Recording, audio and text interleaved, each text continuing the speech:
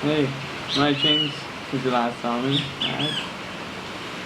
Here, I'm Sam Moore. It's been a long time since I've actually talked to you guys. I'd love to ask you how you all doing, but I can't see you. So, well, I'm in Nicaragua, in the city of Managua within Nicaragua.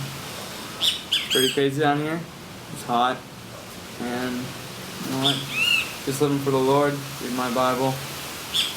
Kind of fun, you know.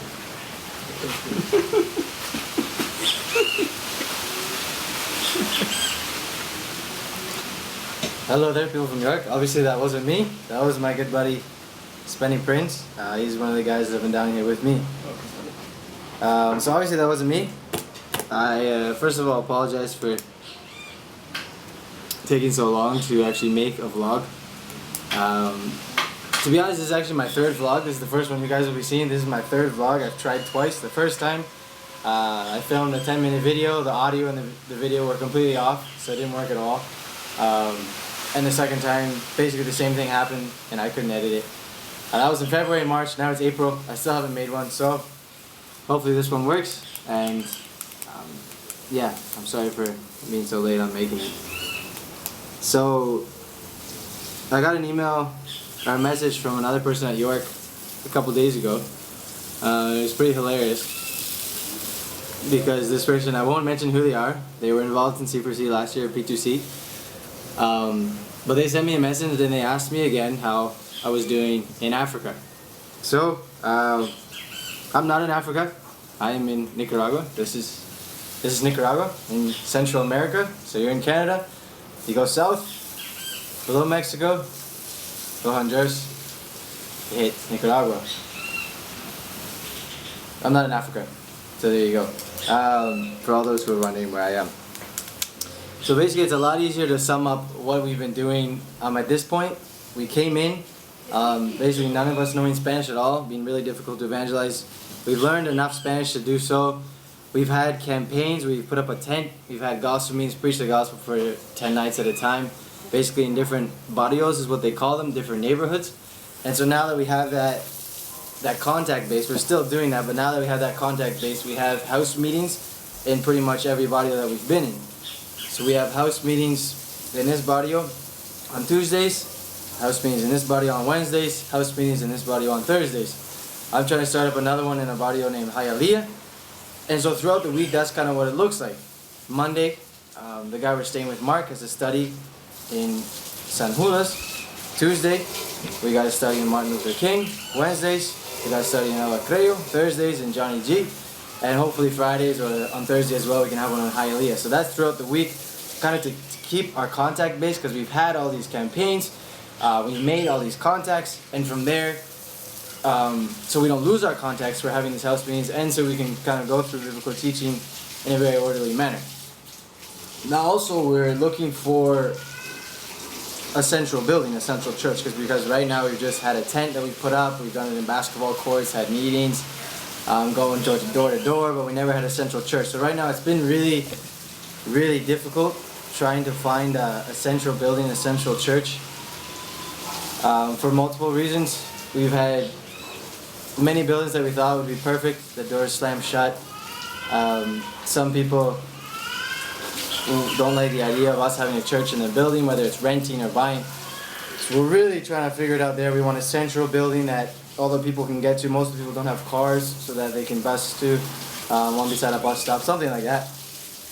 So if you could keep that in prayer, that'd be really good if you guys are exercised to do that. So the biggest thing right now is finding a building. We have the house meetings, we have certain Bible studies in people's houses, we have the door-to-door work, and basically all that will come together in the central church. And once we have the central building, the central church, we're going to try to have a meeting there once a week. And that's the plan. Still continue in the house meetings, because I think house meetings are great, less numbers, you get more personal with the people. But then at the end of the week or at the beginning of the week, we'll be able to bring them all together to have one service, one teaching, and eventually, hopefully, a communion, a breaking of bread. So that's kind of where we're at right now. Looking for a building, praying, really praying, asking for God's will. We have another campaign. We call them campaigns. They're basically like series Bible teaching series, gospel series. We have one starting this Friday, and after that we'll have another one as well. We basically have had meetings straight every night for the past month and a half, 2 months, and for the next month as well. So it's basically every night we have meetings.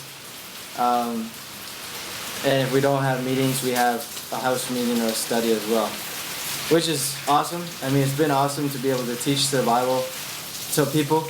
It's been awesome to be able to evangelize and share the gospel to people in Spanish. Obviously, when I came, I knew zero Spanish. I've learned a lot more since I got here, and so it's been really good. Sorry, the little girl is. It's been really good for me learning the language and things like that. I think one of the biggest things for me so far is, it may sound simple, but when you're in a house, you're sitting with someone, you're speaking a language that 6 months ago you never even knew, and you're trying to teach the truth from the Bible, and you see something click in their mind. I think that's one of the most amazing things for me so far, to see a spiritual truth, to see a truth from the Bible click in their mind, and you're communicating in a language that you didn't know 6 months ago. I think that's amazing to see God work in that, and I'm really thankful for the way that God has blessed me and all the other guys I'm living with as well. I'm living with a great group of guys. There was 6 of us. One guy went home. He had to go back from work, and he's going to get married in August. Very responsible of him. But we look forward to his wedding, but he left a couple weeks ago, so it's just the 5 of us now. Yeah, I'm living with a great group of guys. There's really no privacy here, so it's kind of different. But we've been learning lots, not only from the language, but spiritual truths, trying to study a lot. I've actually been trying to read in Spanish only, which is kind of crazy sometimes, but I've learned a lot. I've learned a lot in doing that. I've learned a lot in Spanish, and it's really cool looking at the Bible in a different way, almost. It's the same Bible, same message, but from a different language you see different things. Sometimes you see absolutely nothing and you think, why am I reading this? But sometimes you see different things. It's really cool. Probably the biggest thing that I've learned, I think we've all learned, it's actually pretty funny. The other night, one guy that's living here with me, one of the group of guys, his name's Joe Morfitt. Oh, hey guys, I'm Joe Morfitt! He actually helped start up the P2C movement on Lakehead University campus. So he's a part of that there. He's here with me now, and he's been reading through the Bible systematically. His goal is to read through the Bible in a month. He's almost done. And he came to me, we were at a coffee shop studying, he came to me the other night and he's like, Sam, I figured it out. I was like, okay, what'd you figure out? And he comes to me and he's like, throughout the whole Bible, every single thing, all of it, that we're doing, that we're going to do, everything is about Jesus.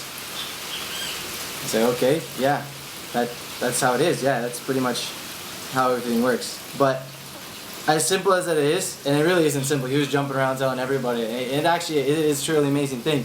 Like if you read through the Bible and you realize that for yourself, it is a truly amazing thing. But it really is. I mean, our house visits, our learning Spanish, our trying to preach the gospel in Spanish, our trying to share the gospel in Spanish. I mean, sometimes you feel completely useless, but at the end of the day, to be able to say, you know what, it's all about Jesus. Difficulties in trying to find a building. Trying to decide which building to take, trying to decide how to start up a church, and then what that looks like from the Bible. At the end of the day, it's really encouraging to know that everything is about Jesus. It's all about Jesus. It's really encouraging to me to be able to think about you guys. I know you guys are almost done the school year, which is amazing. I'm sure you guys are looking forward to that. So it's really encouraging for me to think of you guys back in Canada, at the university, sharing Jesus with people, and to see people's lives change. So if I can be any encouragement to you guys, as you guys are to me, just let you guys know, although you already know it, really, at the end of the day, it's all about Jesus. So sometimes it's really frustrating talking to people, and you know what, it seems like they really don't care. Sometimes it's really frustrating when no one wants to talk to you about Jesus. Sometimes it's really frustrating when you can't build up the courage. You're sitting in the office and you can't build up the courage, and you want to live the life for God, but you just can't. You can't get yourself to do it. At the end of the day, You tell people about Jesus because it's all about Him. People's lives are changed because it's all about Him. The movement grows, more people come, more people get saved because it's all about Him. And because He has the power to save.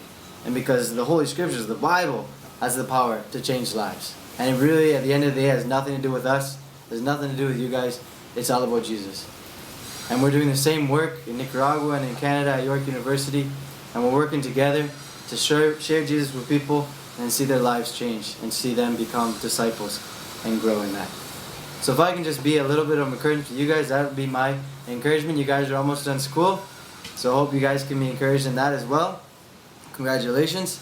Hopefully I'll be back next year. Right now it's not looking so good. I called up York, my account's deactivated. It isn't as easy as I said it would be getting back into school. My account's deactivated. I can't see classes. I can't really talk to anyone. Anyone that I talk to hasn't been able to help me. Hopefully by the end of April I'll have something figured out. They did send an email to my Gmail account, but thanks to Jose, good old Jose from P2C, the man you know very well, he somehow changed my account, my Gmail account, into French. Every time I sign in, it's in French. The default language is French. I always change it back, but every single time I go back, it's French. So, Jose, if I don't get in next year, you are to blame. But yeah, thanks for listening. If you made it this far in the video, thank you very much. Hopefully there will be one every month here until September. So yeah, thank you for being an encouragement to you. Hopefully that was just a little update of how we're doing and how we're trying to bring everything together to one central church as we see people's lives changed by Jesus. So that's it. See you guys later.